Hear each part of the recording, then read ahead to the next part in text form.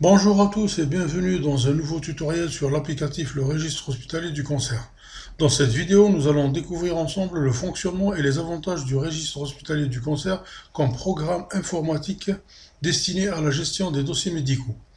Après avoir installé l'application, vous allez avoir comme premier écran de démarrage une fenêtre vide contenant un message de bienvenue.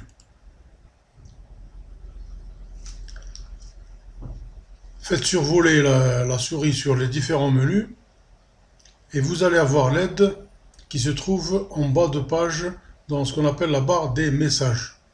Vous allez remarquer que la majorité des menus sont grisés, c'est-à-dire que la base de données n'est pas encore renseignée et que la majorité des données ne sont pas encore remplies.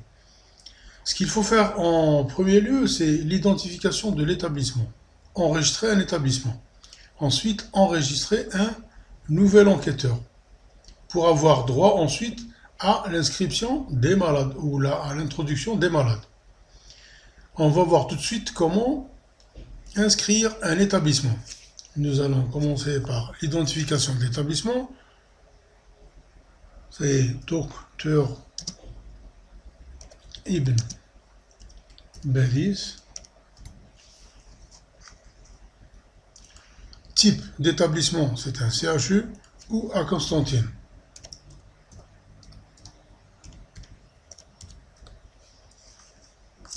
On va valider.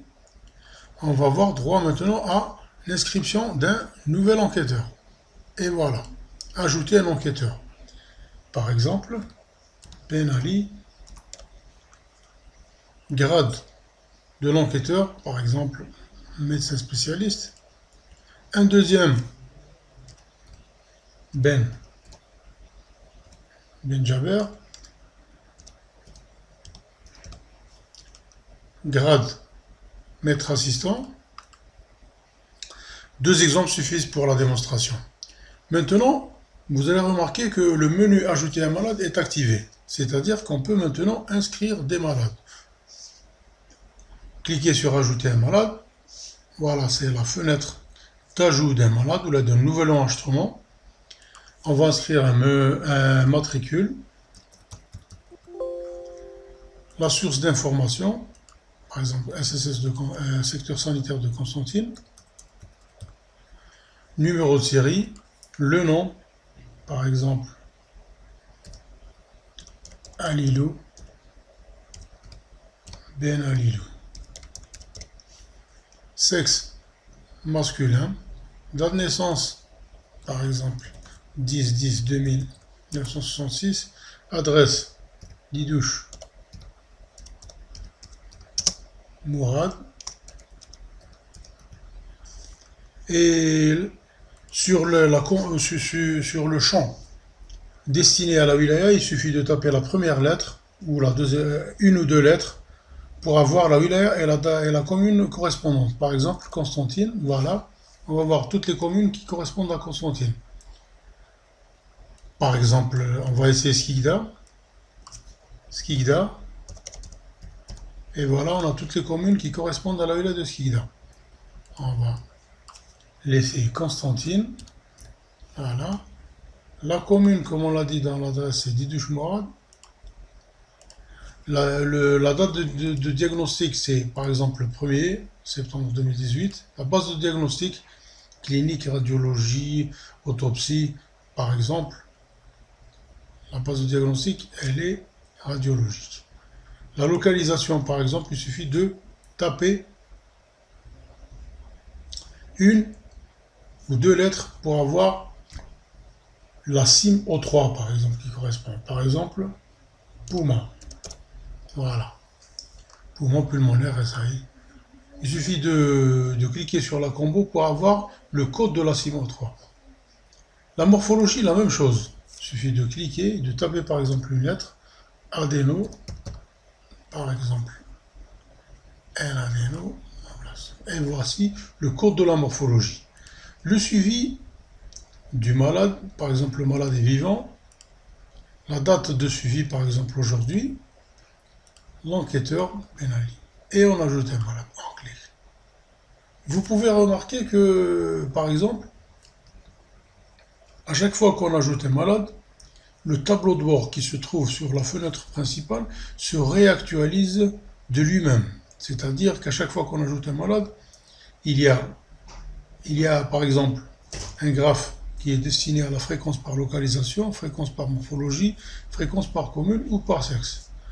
Pour mieux étayer notre explication, on va ajouter un autre malade, par exemple de sexe féminin. R. La source d'information, c'est le CHU de Constantine. Par exemple, c'est Lali Fatima.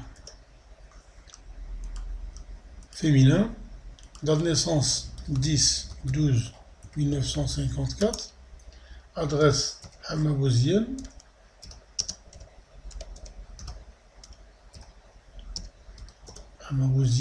wilaya, comme on a dit tout à l'heure, il suffit de taper les premières lettres, et voilà, on a toutes les communes, c'est Hamabouzienne. La date de diagnostic, par exemple, le premier, la base de diagnostic, par exemple, radiologie, localisation.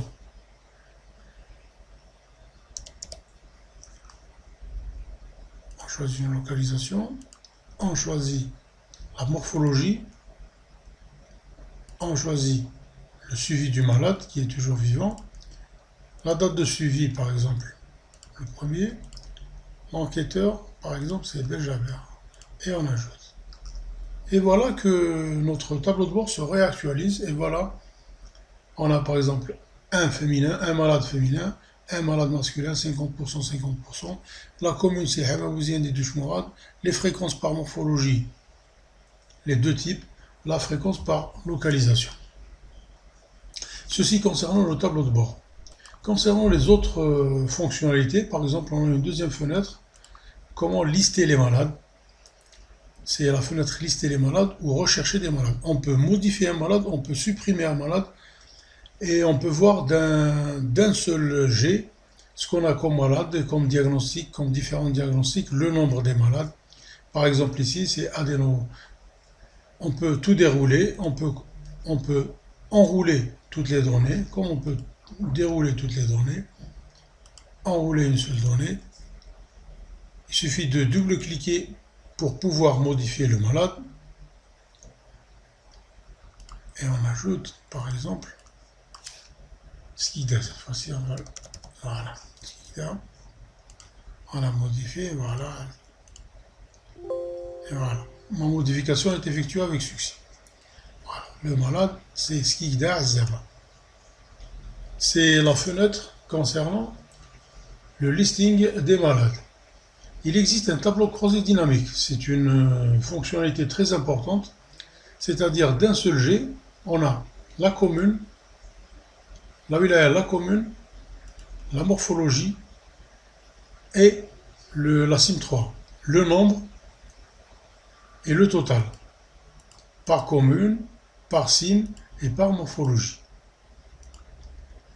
Tout comme on peut changer le tableau croisé dynamique comme on veut, comme par exemple le tableau croisé dynamique avec l'Excel.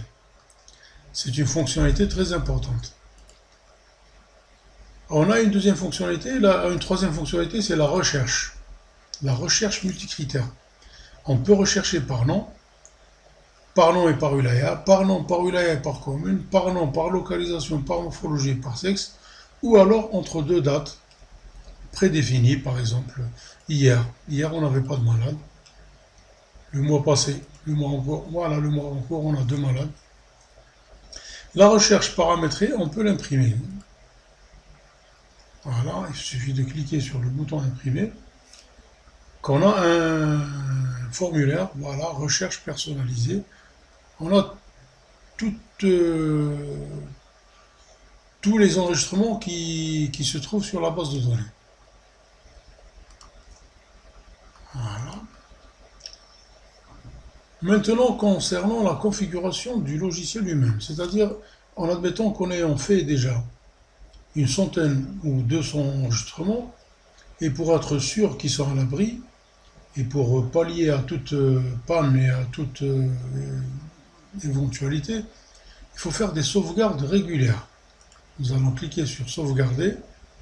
Et voilà, on a un utilitaire, c'est le WD Journal, qui assure des sauvegardes périodiques des données qu'on a saisies. On va sauvegarder des données. La première des choses, il faut créer un dossier pour recevoir les données. Voilà, on va cliquer sur parcourir. Voilà, on va créer un nouveau dossier sur le bureau. Voilà, qu'on appellera sauvegarde. Sauvegarde de cette journée. Voilà. Très bien. Il faut nommer l'archive. Cette archive, il faut la nommer. Par exemple, sauvegarde, sauve une. Et voilà.